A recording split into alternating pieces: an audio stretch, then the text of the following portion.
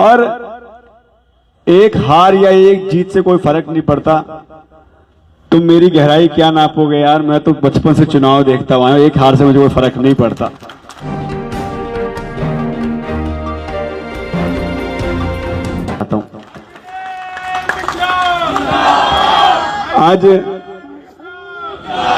आज किसी को फोन गया दफ्तर से, तो गलती से हमारी कार्यकर्ता लिस्ट में नाम था उनका, उन्होंने बीजेपी ज्वाइन कर लिया।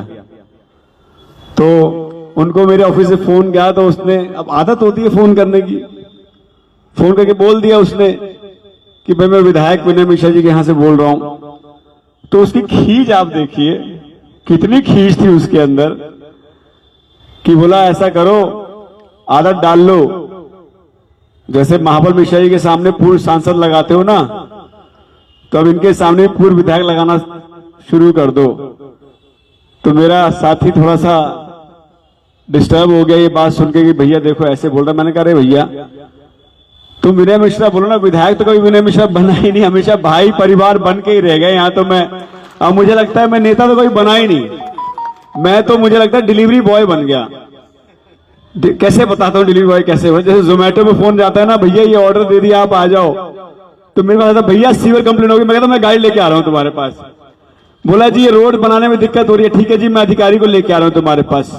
पानी की दिक्कत आ रही है, अच्छा जी मैं जेईई को मैं लेके आ रहा हूँ तुम्हारे पास। तो जो आपने, हमने जो पैमाना सेट किया है ना काम करने का, बीजेपी के किसी नेता में इतना दम नहीं है कि जो हमने आपने पैमाना सेट किया, इसका कार्यकर्ता नेता करके दिखा दे ग्राउंड पे। मैं आपको कह के जा रहा हूं और हमें भी स्वीकार है, ठीक है चुनाव है, चुनाव में जो जीता वो सबका नेता होता है, हमारा भी अब विधायक है, हम भी मान रहे हैं उनको विधायक है। तो इसलिए आप ये मत सोचना कि भैया कोई परेशानी कोई दिक्कत, मैं आपको कह के जा रहा हूं, मैं आपके साथ 24 घंटे पहले जैसे खड़ा था, अब तो 24 में अगर 48 घंटे 48 घंटे भी आपके साथ खड़ा हूं, आप चिंता मत करना इस बात को। और अपने आप को कमजोर मत आंकना कभी भी, डेमोक्रेसी में कोई कमजोर नहीं होता, ये डेमोक्रेसी खूबसूरती है।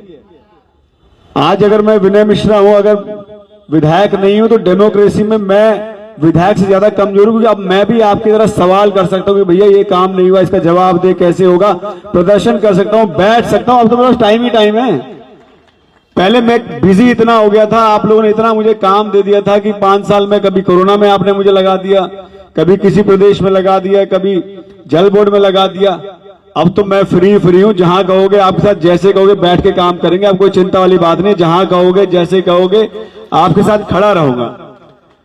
और मैं आपको जितना धन्यवाद करूं उतना कम है, क्योंकि जब हमने चुनाव शुरू किया था ना, निश्चित तौर पे चुनाव इस बार बहुत टफ था, ये हम एक्सेप्ट करते हैं, क्योंकि हमने जो काम कराया वो बहुत सिस्टम से काम कराया। हमने हमेशा ये देखा कि आने वाले 5 साल 10 साल में अगर आज हम काम करा रहे हैं, तो आने वाले 5 साल में 10 साल में ये दिक्कत ना करे, क्योंकि हम तो हमेशा सोचते थे कि भैया हम तो दोबारा जीतेंगे, तो ये काम कल को दिक्कत है हमें ही देखना होगा।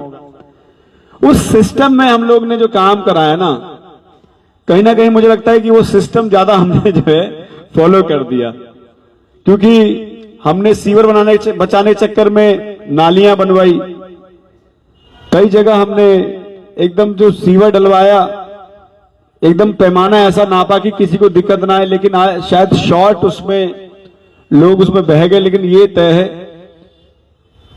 कि वर्तमान विधायक जी को काम करने के लिए ग्राउंड पे तो उतरना पड़ेगा, और जो हमने काम कराया उसको संभालना पड़ेगा, नहीं तो ये बात तय है ये खराब करके जाएंगे, 2030 में मुझे ही ठीक करना पड़ेगा, ये भी तय है, ये भी तय है। और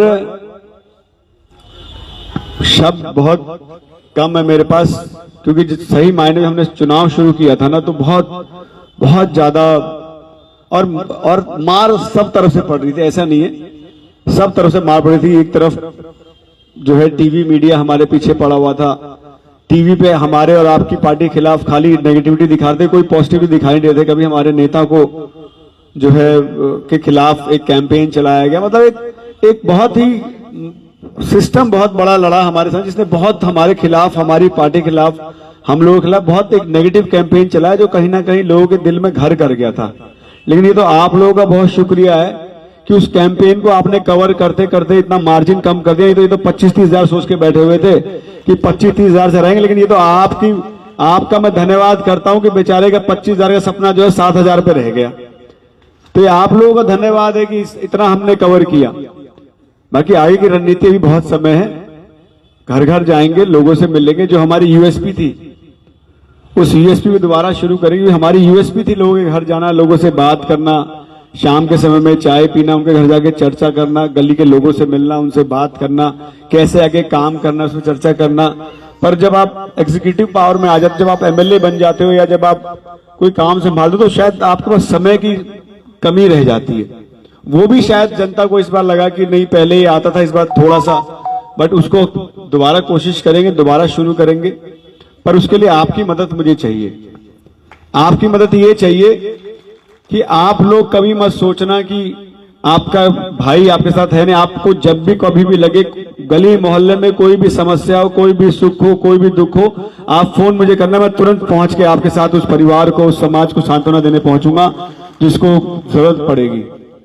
बाकी आज और कहने के लिए तो बहुत कुछ है, बस इतना कहना चाहूंगा कि आप सबको मैं बहुत बहुत बहुत बहुत दिल से धन्यवाद करना चाहता हूं कि आपने इतना साथ दिया और यहां तक मुझे पहुंचाया।